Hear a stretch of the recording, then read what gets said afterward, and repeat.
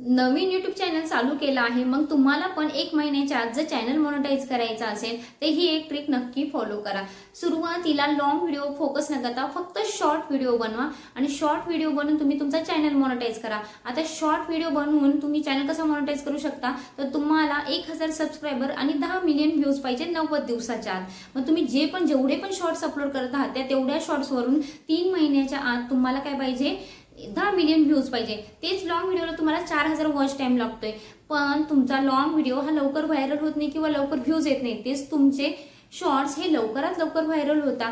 म्हणजे तुम्हाला long video टाकायला, सपोज एक लॉंग व्हिडिओ बनवायला तुम्हाला 2 ते 3 दिवस निघून जाणार आहे, तेच तुम्ही 1 दिवसात 2 ते 3 शॉर्ट्स काय बनवू शकता, इझिली बनवू शकता।